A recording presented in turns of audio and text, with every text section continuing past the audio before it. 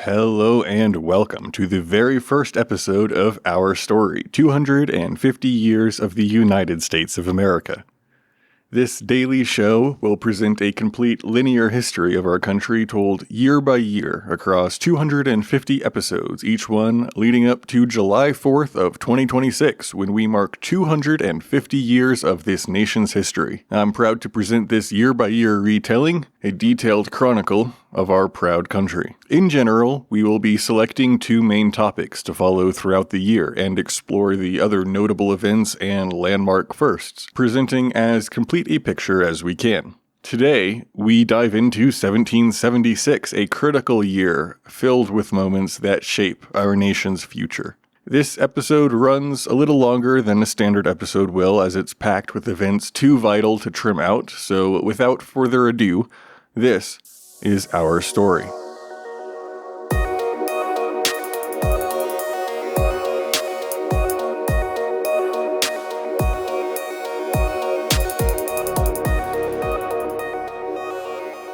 George III is the King of England and serves as the head of state, though not all recognize his rule.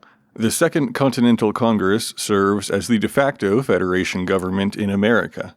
Last spring, war broke out in Massachusetts, and by summer of this year, the population of the 13 colonies will grow to approximately 2.5 million people, including about 500,000 slaves.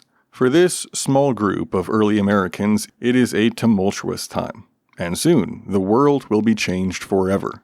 Welcome to 1776 in America.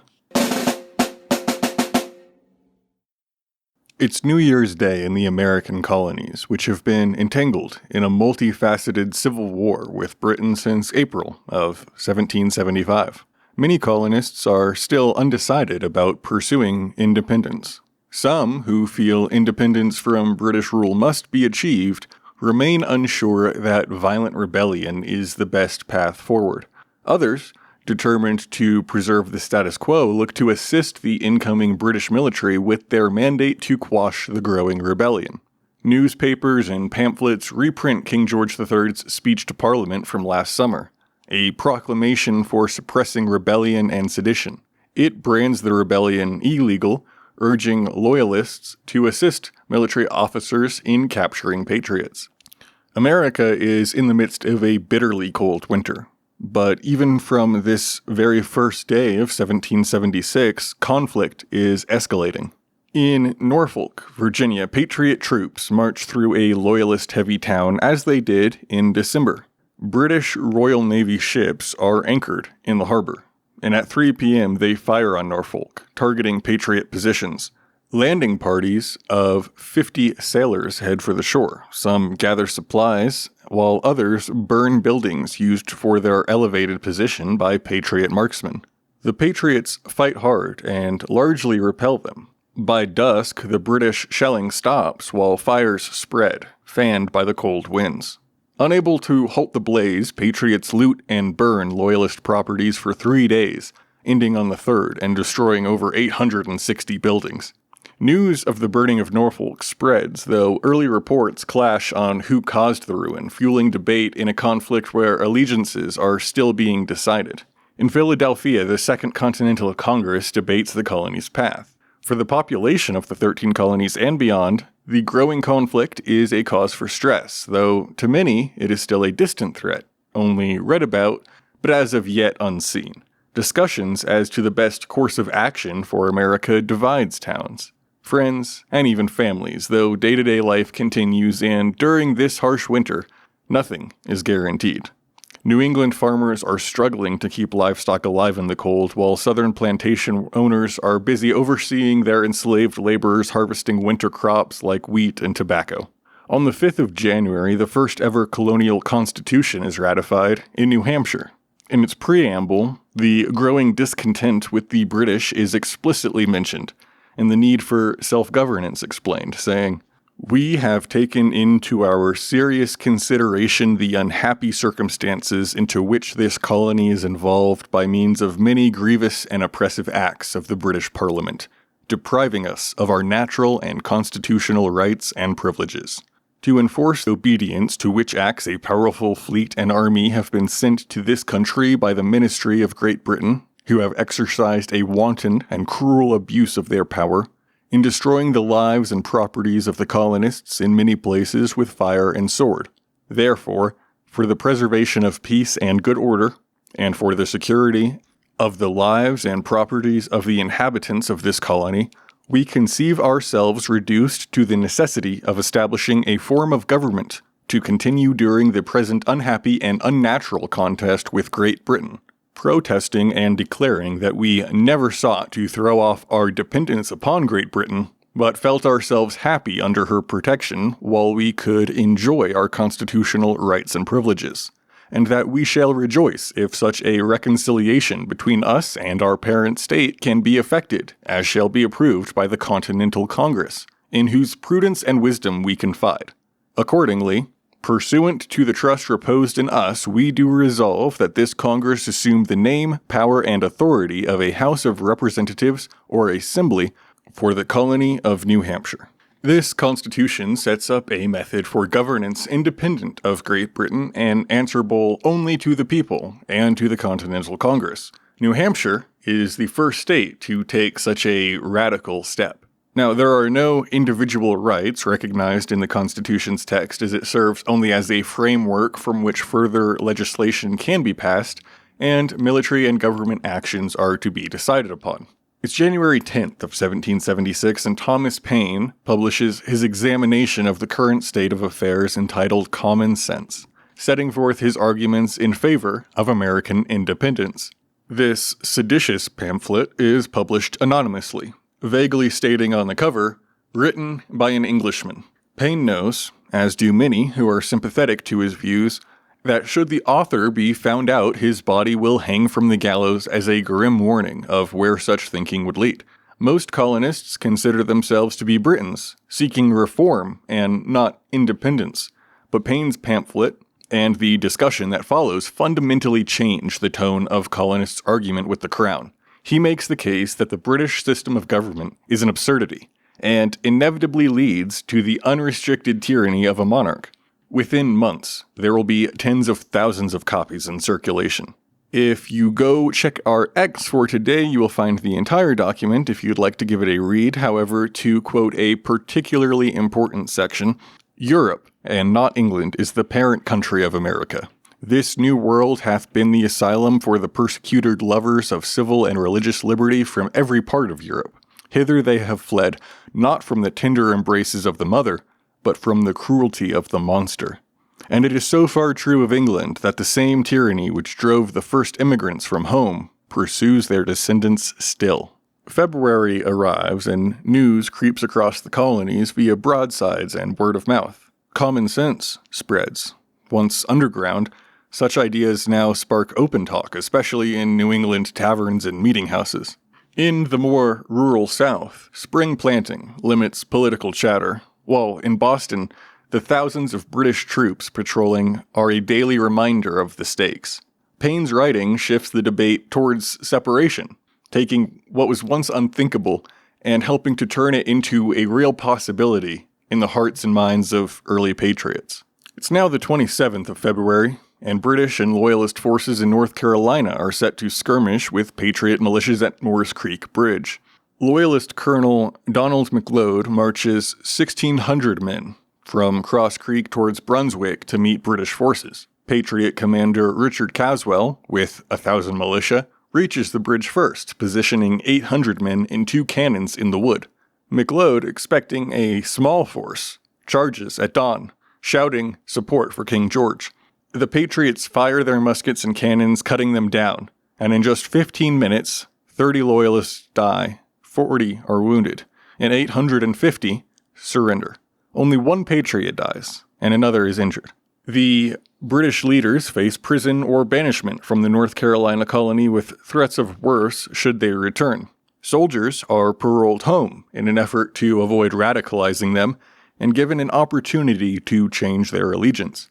The win halts British plans at Brunswick, ends royal rule in North Carolina, and lifts Patriot spirits.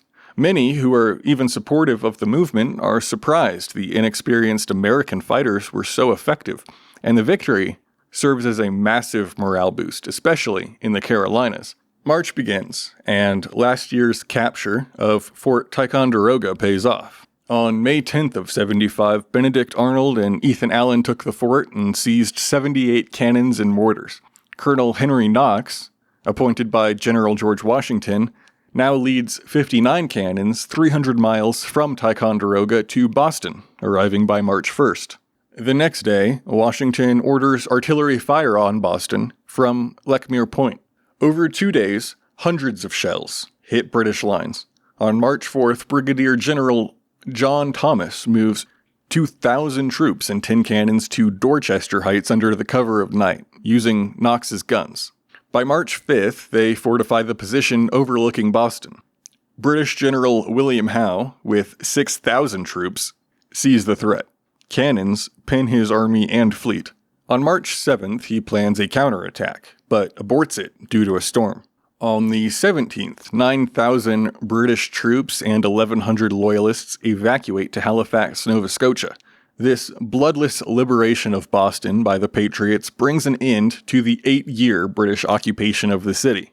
The British fleet had first entered Boston Harbor in 1768 carrying 1,000 soldiers, and now Boston is liberated, providing to a town whose residents hold the Boston Massacre in recent memory a renewed vigor for demanding an end to British tyranny. For the victory, General Washington is presented with the first medal ever presented by the Continental Congress on March 25th, honoring his wise and spirited conduct. In New York, Alexander Hamilton, who's 21, earns a captain's commission on the 14th, leading a 60-man artillery company. His unit drills, preparing for battles ahead. Throughout the rest of 1776, Captain Hamilton establishes himself as a great military leader as he directs his artillery company in several battles in and around New York City. You'll certainly hear more about him as we continue our story. Across the colonies, spring planting starts. Merchants resume trade, but British blockades raise tea and sugar prices.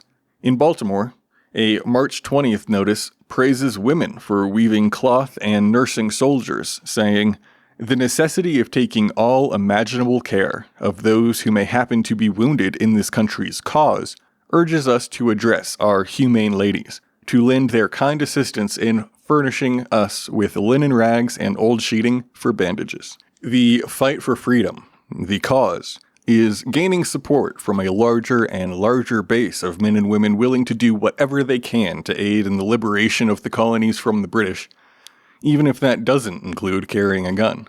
April brings more tension. On April 3rd, Congress, lacking funds for a navy to rival the British, authorizes privateers to attack British ships.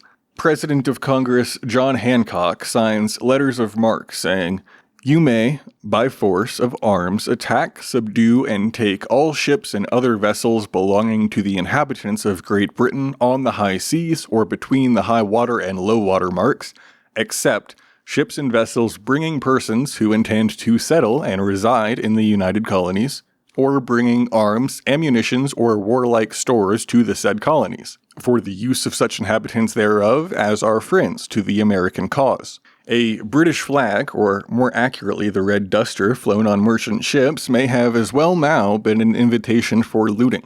Privateers frustrate British supply lines, though Continental Navy officers grumble. Fewer prisoners hinder their swaps, and recruits chase privateer pay over enlistment, noting the more favorable odds of engagement with unarmed merchant ships as opposed to the warships of the Royal Navy.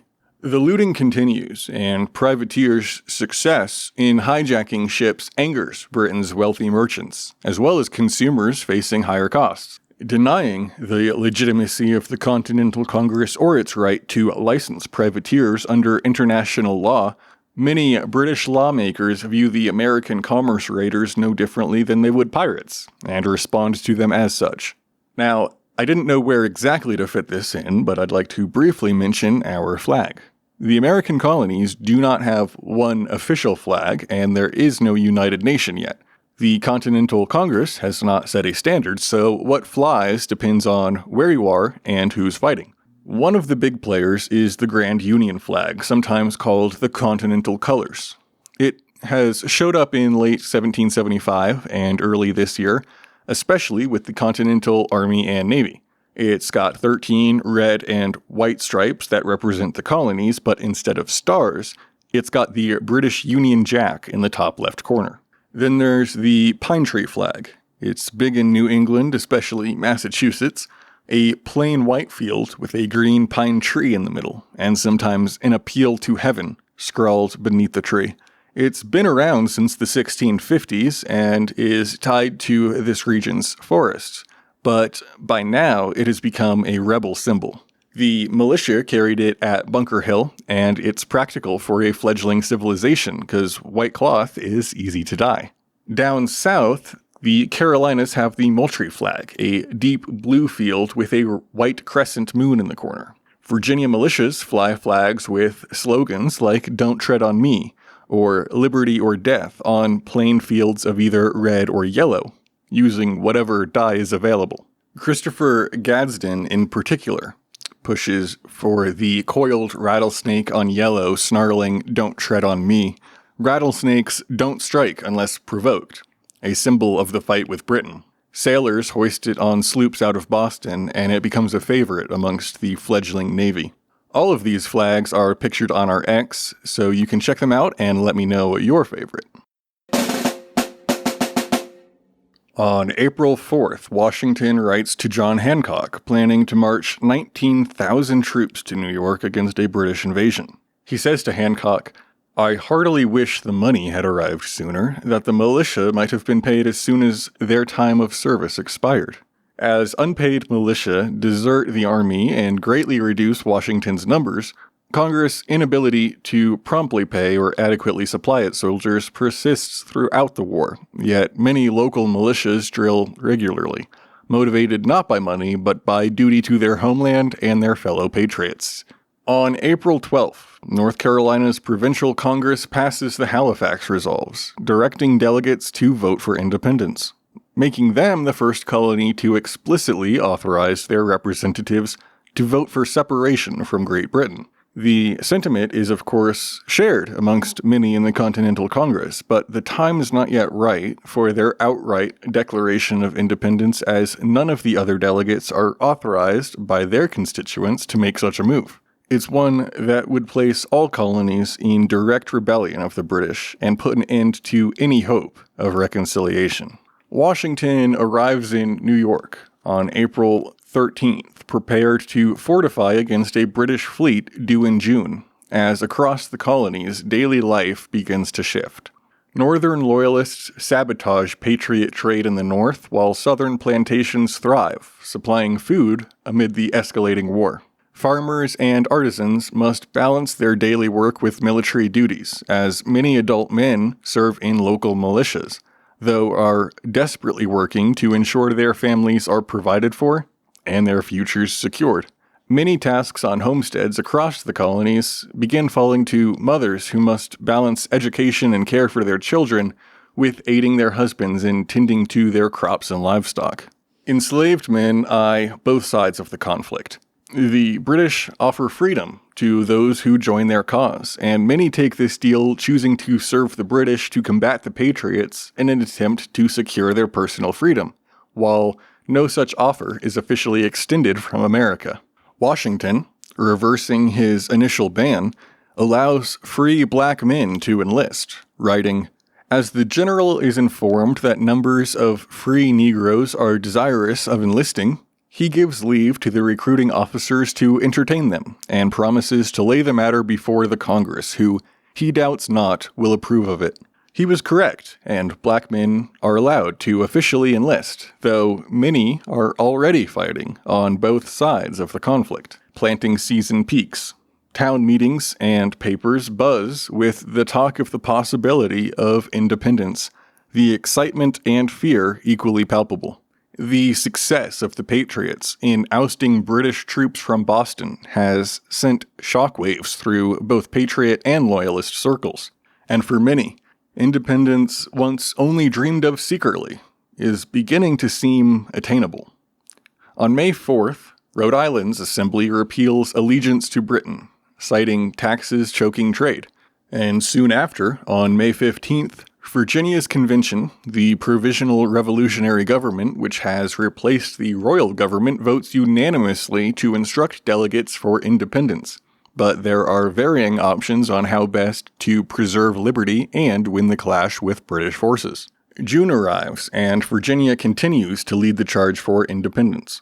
In Philadelphia, on June 7th, Richard Henry Lee of Virginia introduces a resolution in the Second Continental Congress proposing independence for the American colonies. Congress debates the resolution and takes a vote. Some members of the Congress believe the actions Lee proposes are premature, and others want instructions from their colonies before voting, so approval is deferred until July 2nd.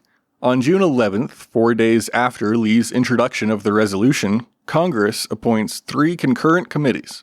One, to draft a Declaration of Independence. A second, to draw up a plan for forming foreign allegiances.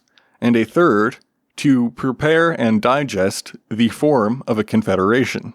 Thomas Jefferson, John Adams, Benjamin Franklin, Robert Livingston, and Roger Sherman make up the committee charged with drafting the Declaration of Independence. The committee chooses 33-year-old Jefferson to draft the declaration, which he does, listing 27 grievances and submitting it for review and editing.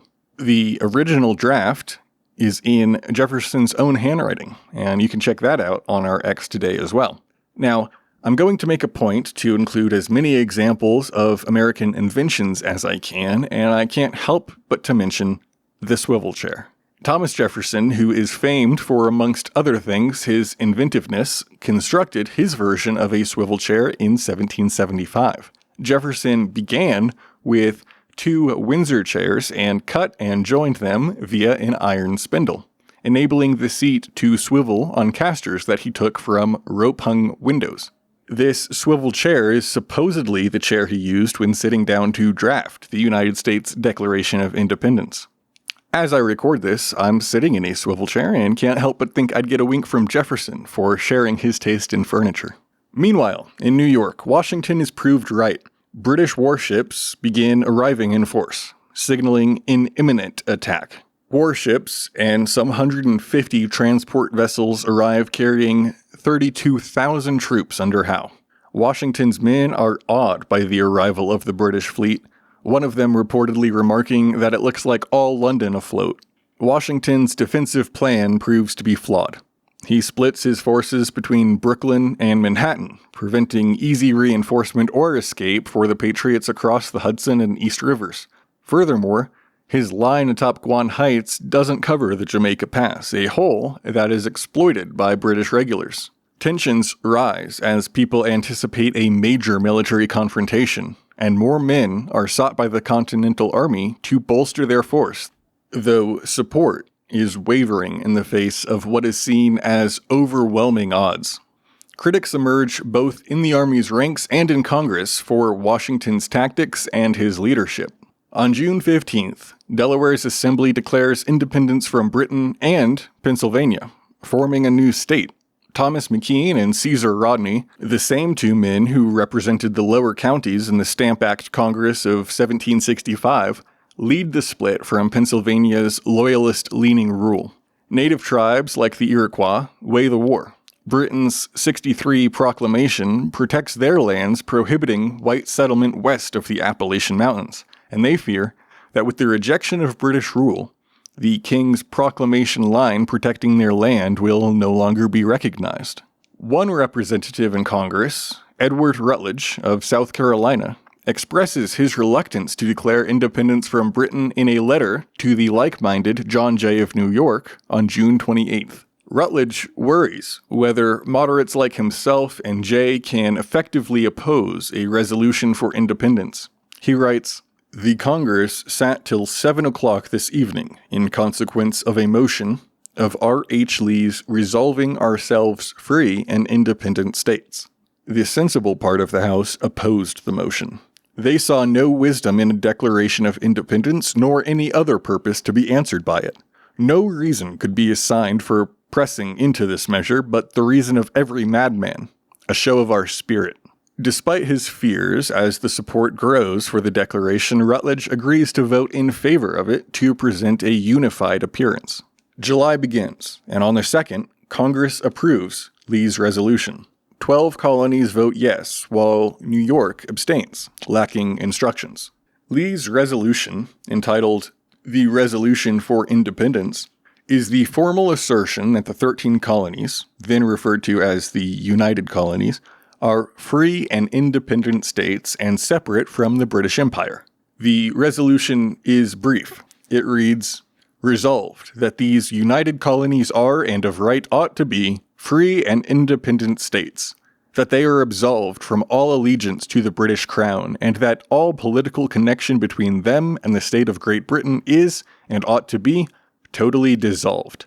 That it is expedient forthwith to take the most effectual measures for forming foreign alliances.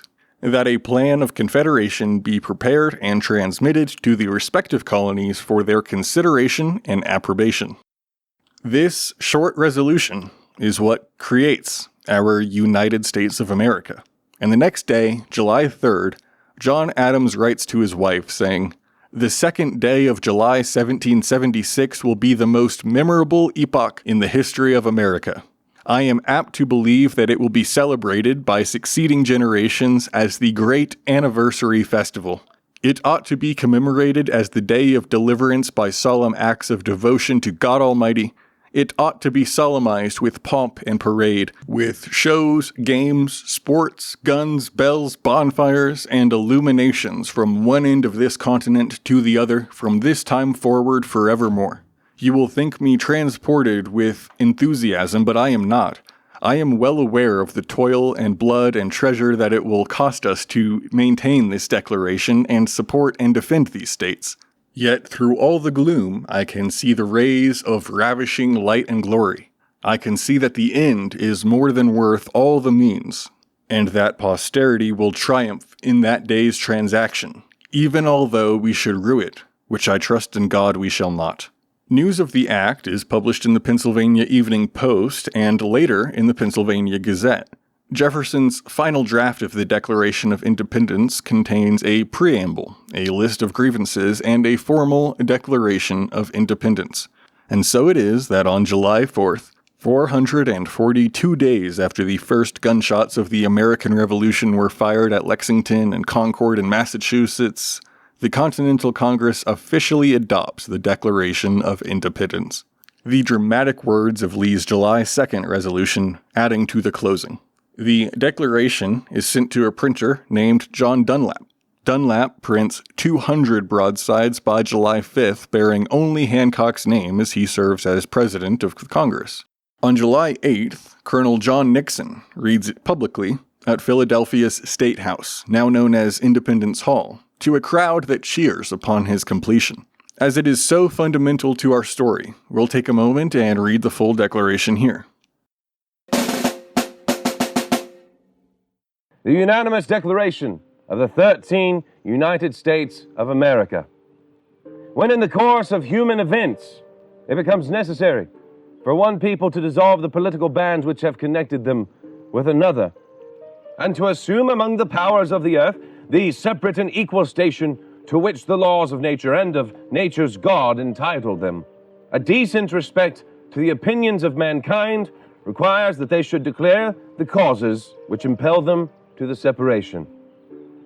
We hold these truths to be self-evident, that all men are created equal, that they are endowed by their Creator with certain unalienable rights, that among these are life, liberty, and the pursuit of happiness, that to secure these rights, governments are instituted among men, deriving their just powers from the consent of the governed, that whenever any form of government becomes destructive of these ends, it is the right of the people to alter or to abolish it, and to institute new government, laying its foundation on such principles and organizing its powers in such form as to them shall seem most likely to affect their safety and happiness. Prudence, indeed, will dictate that governments long established should not be changed for light and transient causes. And accordingly, all experience hath shown that mankind are more disposed to suffer, while evils are sufferable, than to right themselves by abolishing the forms to which they are accustomed.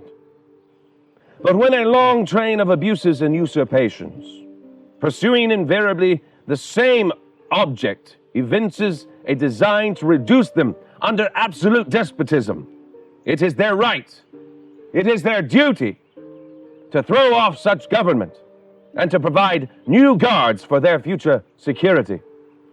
Such has been the patient sufferance of these colonies, and such is now the necessity which constrains them to alter their former systems of government. The history of the present King of Great Britain is a history of repeated injuries and usurpations, all having in direct object the establishment of an absolute tyranny over these states. To prove this, let facts be submitted to a candid world. He has refused his assent to laws, the most wholesome and necessary for the public good. He has forbidden his governors to pass laws of immediate and pressing importance, unless suspended in their operation till his assent should be attained. And then, when so suspended, he has utterly neglected to attend to them. He has refused to pass other laws for the accommodation of large districts of people, unless those people would relinquish the right of representation in the legislature, a right inestimable to them and formidable to tyrants only. He has called together legislative bodies at places unusual, uncomfortable, and distant from the depository of their public records, for the sole purpose of fatiguing them into compliance with his measures. He has dissolved representative houses repeatedly for opposing with manly firmness his invasions on the rights of the people. He has refused for a long time, after such dissolutions, to cause others to be elected, whereby the legislative powers, incapable of annihilation, have returned to the people at large for their exercise. The state remaining in the meantime exposed to all the dangers of invasion from without and convulsions within. He has endeavored to prevent the population of these states, for that purpose obstructing the laws of naturalization of foreigners, refusing to pass others to encourage their migrations hither, and raising the conditions of new appropriations of lands. He has obstructed the administration of justice by refusing his assent to laws for establishing judiciary powers. He has made judges dependent on his will alone for the tenure of their offices and the amount and payment of their salaries.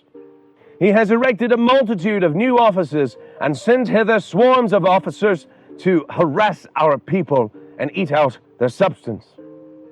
He has kept among us, in times of peace, standing armies without the consent of our legislatures. He has affected to render the military independent of and superior to the civil power. He has combined with others to subject us to a jurisdiction foreign to our Constitution and unacknowledged by our laws, giving his assent to their acts of pretended legislation. For quartering large bodies of armed troops among us, for protecting them by a mock trial from punishment for any murders which they should commit on the inhabitants of these states, for cutting off our trade with all parts of the world, for imposing taxes on us without our consent, for depriving us in many cases of the benefits of trial by jury, for transporting us beyond seas to be tried for pretended offenses, for abolishing the free system of English laws in a neighboring province, establishing therein an arbitrary government, and enlarging its boundaries so as to render it at once an example and fit instrument for introducing the same absolute rule into these colonies, for taking away our charters, abolishing our most valuable laws, and altering fundamentally the forms of our governments, for suspending our own legislatures and declaring themselves invested with power to legislate for us in all cases whatsoever. He has abdicated government here by declaring us out of his protection and waging war against us. He has plundered our seas, ravaged our coasts, burned our towns, and destroyed the lives of our people.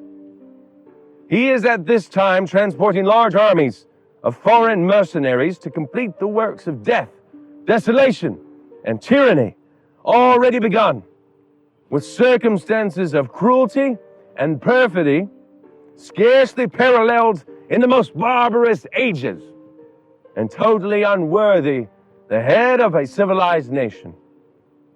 He has constrained our fellow citizens, taken captive on the high seas, to bear arms against their country, to become the executioners of their friends and brethren, or to fall themselves by their hands. He has excited domestic insurrections amongst us, and has endeavored to bring on the inhabitants of our frontiers the merciless Indian savages, whose known rule of warfare is an undistinguished destruction of all ages, sexes, and conditions. In every stage of these oppressions, we have petitioned for redress in the most humble terms. Our repeated petitions have been answered only by repeated injury. A prince whose character is thus marked by every act which may define a tyrant is unfit to be the ruler of a free people. Nor have we been wanting in attentions to our British brethren. We have warned them from time to time of attempts by their legislature to extend an unwarrantable jurisdiction over us. We have reminded them of the circumstances of our immigration and settlement here. We have appealed to their native justice and magnanimity, and we have conjured them by the ties of our common kindred to disavow these usurpations, which would inevitably interrupt our connections and correspondence. They too have been deaf to the voice of justice and of consanguinity. We must therefore acquiesce in the necessity which denounces our separation and hold them, as we hold the rest of mankind, enemies in war, in peace, friends. We therefore, the representatives of the United States of America, in General Congress, assembled, appealing to the Supreme Judge of the world for the rectitude of our intentions, do, in the name and by the authority of the good people of these colonies, solemnly publish and declare that these united colonies are, and of right ought to be, free and independent states, that they are absolved from all allegiance to the British Crown, and that all political connection between them and the state of Great Britain is and ought to be totally dissolved, and that as free and independent states, they have full power to levy war, conclude peace, contract alliances, establish commerce, and to do all other acts and things which independent states may of right do.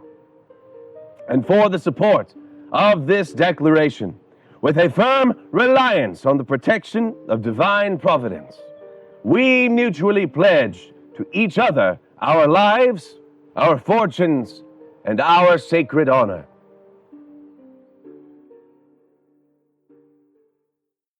This reading of the document leads to such excitement that soldiers sprint down Broadway and commit an act of vandalism. They topple the statue of George III on horseback, pulling it down with ropes and decapitating it. They parade the head around town to the sound of drums and fifes in an impromptu celebration.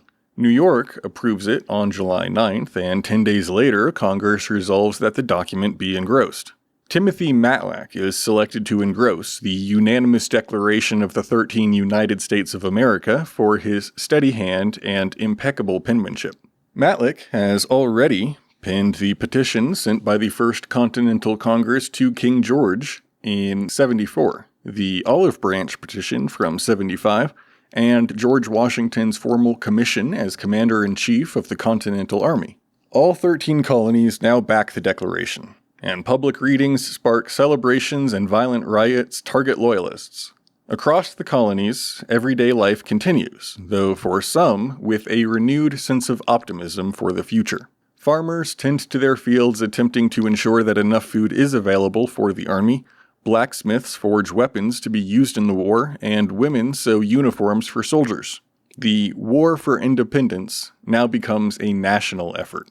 Revolutionaries celebrate the Declaration with joy and demonstrations. It encourages them to endure the war, and they begin to view their suffering as a necessary part of gaining independence, something which they now know is attainable, yet only a year ago seemed impossible. Thomas Hutchinson, ex-governor, pens a rebuttal, accusing the Continental Congress of hypocrisy for suggesting that a man's right to life, liberty, and the pursuit of happiness is inalienable, while allowing so many enslaved people to be deprived of those same rights. Though he remains silent about it, Washington shares a similar sentiment. Though a slave owner himself, he quietly hopes for the eventual abolition of slavery through legislative processes. In New York, Loyalists consider the Declaration an act of betrayal from their colonial government and are strengthened in their determination to win back the colonies for their king. 547 Loyalists will later go on to sign a Declaration of Dependence, as it comes to be known, this November. It's worth noting the Declaration also creates a new and important status quo internationally, allowing for recognition of the United States by friendly foreign governments for trade and military support, though, as we'll see, few openly support the revolution. On August 2nd, 56 delegates sign the engrossed declaration. I want to interject a few tidbits about the signers themselves here. At least 40 of the 56 signers are Christians, usually Protestants, and at least 10 are deist, notably including Franklin and Jefferson.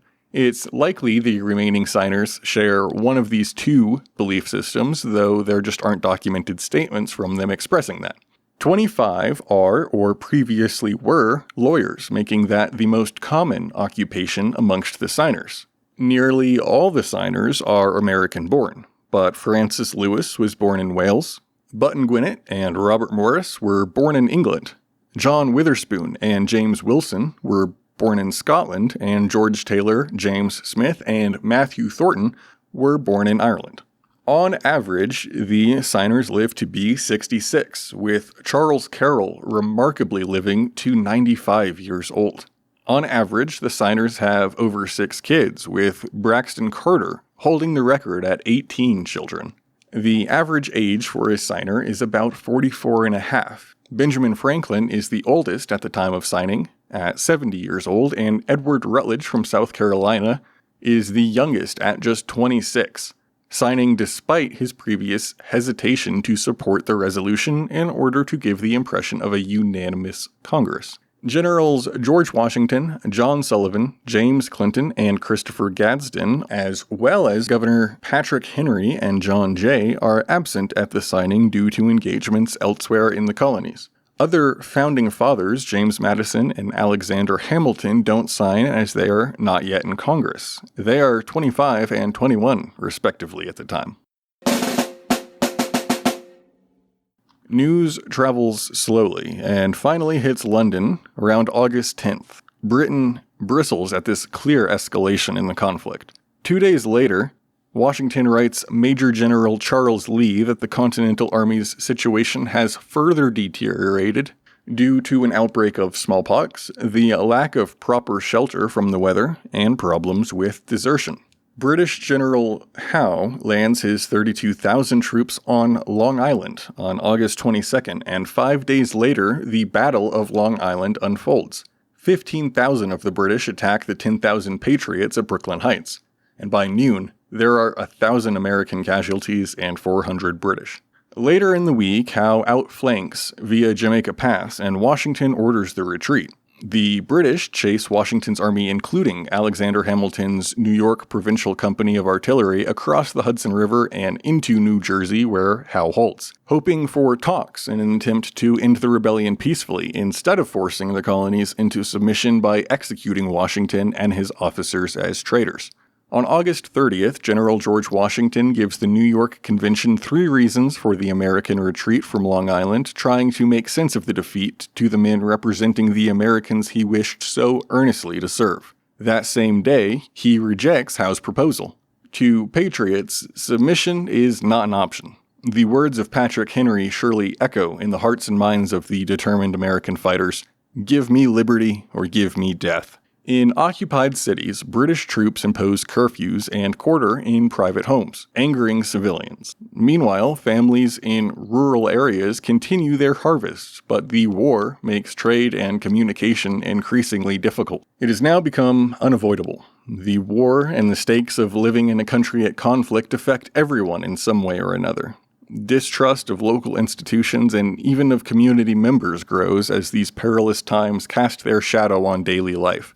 In Pennsylvania, the Moravians and Quakers struggle with their pacifist beliefs amid growing pressure to support the war effort. Slaves and indentured servants hear whispers of the increasing possibility of escape, and some plan rebellion as the war disrupts social structures that normally have hindered such efforts. In September, Washington's army continues retreating. So as New York City falls into British hands, General George Washington asks for volunteers for an extremely dangerous task: to perform reconnaissance missions behind enemy lines. On September 8th, Captain Nathan Hale, who's only 21, volunteers to spy behind British lines, becoming one of the first ever American spies. I'd like to take a second and acknowledge while these first few episodes will focus heavily on the changing political and governmental landscape of our newly founded nation entrenched in an existential war, as we progress through the quarter millennium of our history's stories, I am aiming to make this a more approachable and entertaining show, one focused on telling the stories of everyday Americans doing exceptional things and overcoming great odds to lead us into unknown territory and unexplored fields, creating the most free, powerful, strong nation the world has ever seen. American exceptionalism is real. The reasons for it can be debated, but the facts cannot. We are not the largest nation, not the oldest, but through the 250 years I will be transcribing the notable events from, we earn our status as the most exceptional and unique place on Earth. The land of the free and the home of the brave was built on the continued perseverance of innovators, inventors, and countrymen determined to craft a lasting and inspirational legacy of a nation they were proud to be a part of. A nation born through violence and a desire for freedom and the respect of God-given rights. A nation of strong men and women who used their blood, sweat, and tears, worked their fingers to the bone, and risked everything they knew and held dear to provide for us the most exceptional of all countries. These United States of America did not come easy, and over the following episodes, I hope to capture the essence of the most pivotal and meaningful moments as well as the most interesting and most contentious to tell the longest continuing story of America ever told, beginning to end and in great detail. This is the story of us, 250 years of the United States of America. One example of the types of stories I wish to focus on in future episodes finds us here, early in September of 1776, when an inventor attempts to implement into the raging conflict his new technology to do something as of yet unheard of. David Bushnell, an American inventor, begins building underwater mines while he is enrolled as a student at Yale University. Mines, in practice, only work if the enemy is unaware of their presence or at least of their precise location. Surveillance at this time is limited, but not unheard of, and fearing the enemy will carefully track and map the deployment of such weapons should they be aware of them, the problem of how to discreetly place these underwater mines plagues Bushnell. Deciding that a vessel able to move underwater will be the best means of delivering his mines in warfare, he designs and subsequently builds an 8-foot-long wooden submersible that is christened the Turtle. Its name simply derived for its shape. It is large enough to accommodate only one operator, and the submarine is entirely hand-powered. The pilot is to use hand cranks to steer the vessel underwater along multiple axes, and the issue of buoyancy is solved via a lead ballast, which keeps the craft balanced and submerged. This invention is used during the American Revolution in an attempt to give the scrappy Patriot Army an unexpected upper hand against the far more established British Navy. On September 7th, the American submersible craft Turtle attempts to attach a timed explosive to the hull of British Admiral Richard Howe's flagship, the Eagle, in New York Harbor. Ezra Lee pilots the craft and closes in unnoticed to the 64-gun Eagle. It is the first use of a submarine in warfare ever in recorded history. As Lee works to anchor a time bomb to the hull, he can see British seamen on the deck above, but they fail to notice the strange craft below the surface. Lee has almost secured the bomb when his boring tools fail to penetrate a layer of iron reinforcement, and after some time he eventually abandons the attempt. Lee is spotted and releases the keg of gunpowder when the British board rowboats in an attempt to pursue him. The British, suspecting some trick, eventually give up their pursuit. After these events, Lee is congratulated personally by Washington and General Israel Putnam and moved to an elite fighting force. Upon his passing, Lee's obituary states, "This officer is the only man of which it can be said that he fought the enemy upon land, upon water, and under the water." Despite the failures of the Turtle, General George Washington gives its inventor Bushnell a commission as an army engineer, and the drifting mines he constructs wreak havoc against other British ships later in the war. The Turtle may not have had a large impact, but it speaks to the Patriots' ability to innovate and operate outside of traditional fighting methods in order to overcome the massive discrepancy in the size and skill of their army against that of the British. Congress officially names the nation United States of America on September 9th, replacing the term United Colonies, which had been in general use. In the Congressional Declaration, the delegates write, "That in all continental commissions and other instruments where heretofore the words United Colonies have been used, the style be altered for the future to be the United States." The name America dates its usage to describe the continent back to 1507, when a German cartographer created one of the first maps of the New World.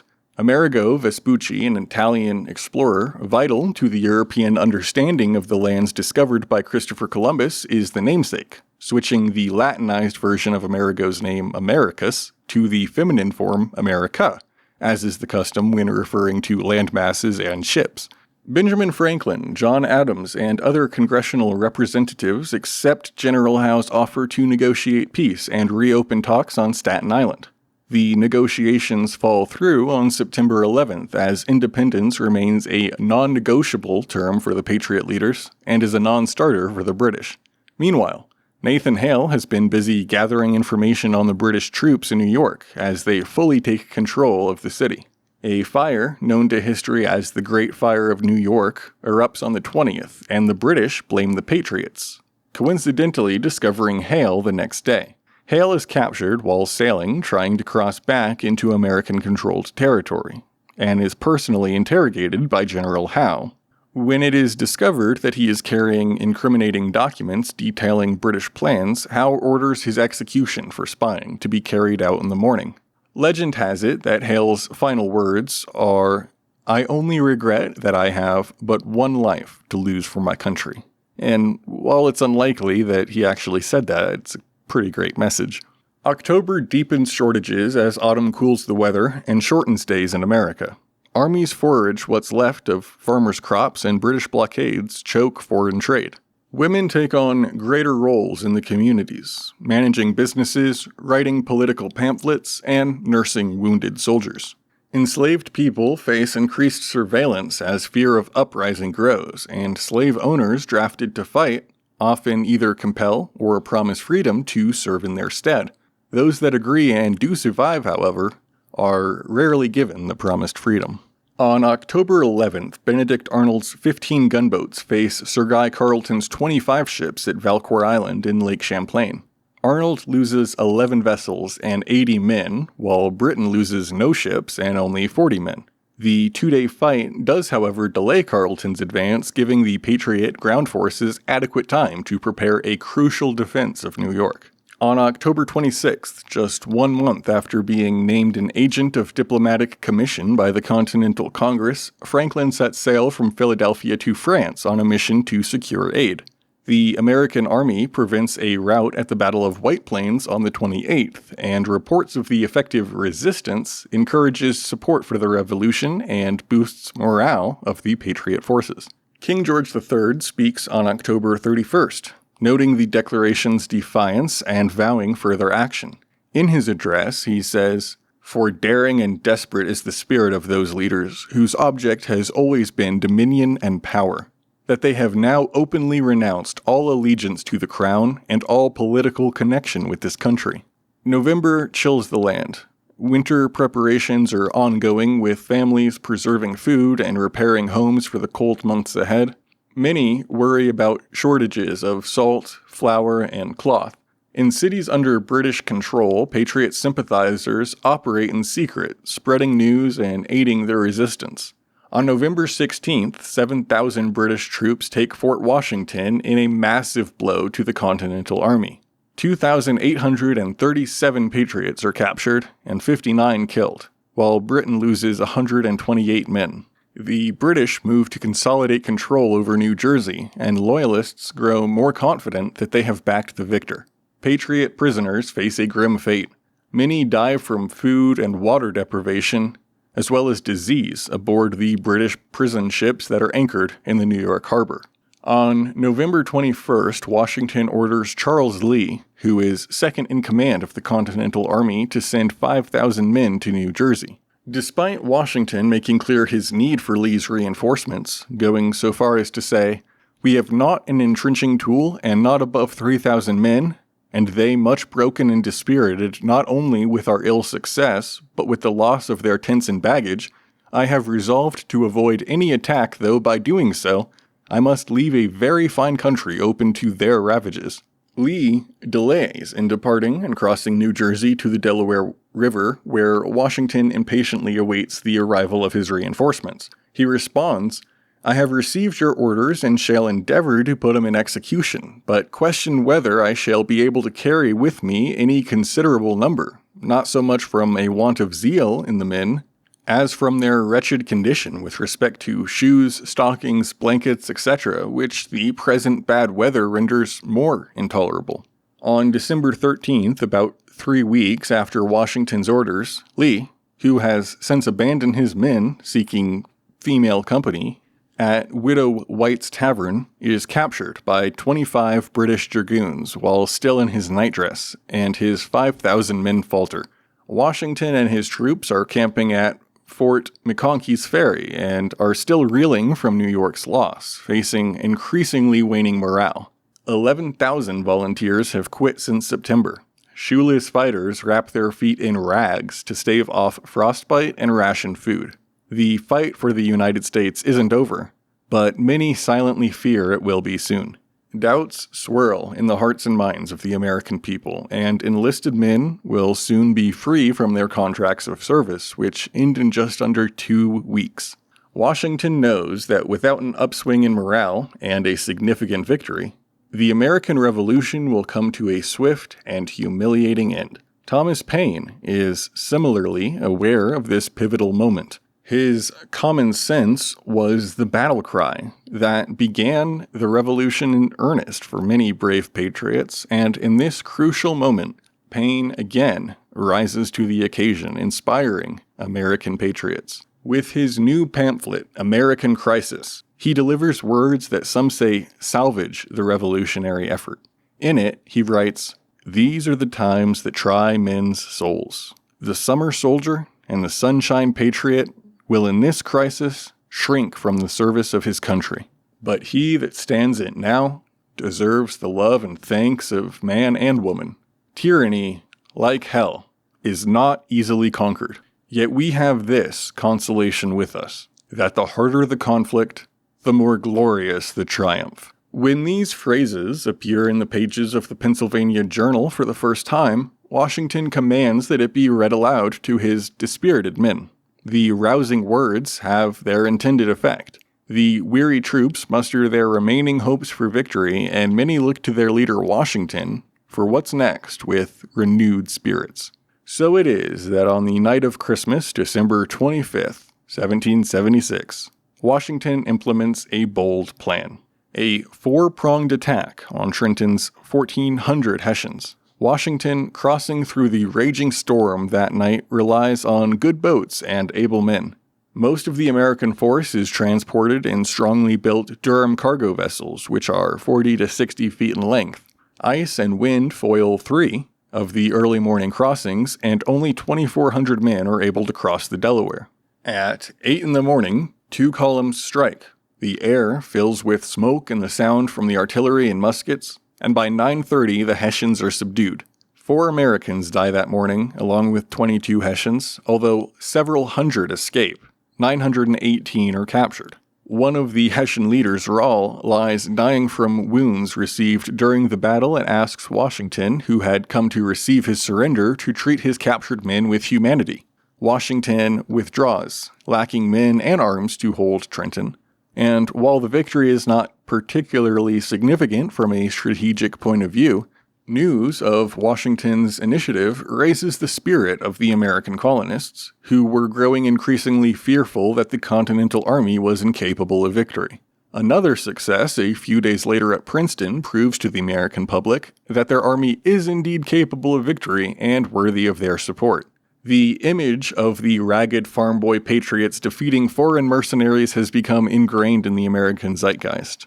Then, as now, Washington's crossing of the Delaware and success at the subsequent Battle of Trenton are emblematic of American patriots' ability to overcome tremendous odds in the pursuit of freedom. So as 1776 comes to a close, America is forever changed. The dream of independence is no longer just talk, it's a reality, but one that comes with great sacrifice. The daily lives of Americans are filled with uncertainty, but also resilience. Patriots, loyalists, religious migrants, British soldiers, writers, farmers, merchants, inventors, women, slaves, and American Indians all experience this revolutionary moment differently. Yet, they all play a role in shaping our history. Be sure to follow our X at 250 Years of USA to see a bunch of photos and documents from the year we just covered, and comment below telling us what you learned today, what we got wrong, or anything else you'd like to say about the episode. I am not a history major, I am just a humble homeschooled patriot, learning history as I go, and although I had something of a sketch of our history in my head, this project is greatly informing my understanding and increasing my appreciation for the greatness of America and the sacrifices of all the men and women that have come before us. I am so proud to be presenting this story and would kindly ask that if you enjoyed this episode, you share the show with everyone you know. Podcasts mainly grow through word of mouth and take quite a long time to do it in most cases, but we are operating on a 1-year schedule, so we need to get the word out to as many people as we can, as fast as we can. Your recommending this show to a friend, family member, or whoever follows you online will mean far more than any advertising I could possibly do for the show. With that, I want to wish you all a happy 4th of July, happy Independence Day, enjoy the fireworks, and this Monday, in 1777, we will discuss the Articles of Confederation, a new flag, the arrival of Lafayette, the Battle of Saratoga, and the infamous winter encampment at Valley Forge. As always, thank you for listening to our story, 250 years of the United States of America.